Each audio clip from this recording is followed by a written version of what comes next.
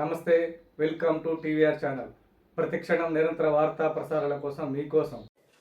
ఈరోజు భూమి ఉన్న వ్యవసాయ యోగ్యమైన భూములకు రైతులకు ఎకరాకు 12,000 ఇవ్వడమే కాకుండా భూమి లేని వ్యవసాయ కుటుంబాలకు సంవత్సరానికి 12,000 రూపాయలు ఇందిరమ్మ ఆత్మీయ భరోసా పథకం కింద ఇవ్వాలని నిర్ణయం చేయడం జరిగింది.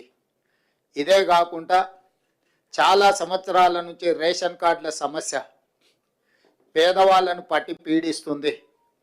అందుకే రేషన్ కార్డు లేని అందరికీ నూతన రేషన్ కార్డులు ఇవ్వాలని కూడా ఈ మంత్రివర్గ సమావేశంలో నిర్ణయం తీసుకోవడం జరిగింది.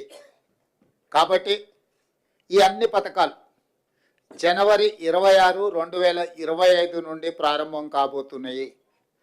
జనవరి 26, 2025కు ఒక ప్రత్యేకత ఉన్నది.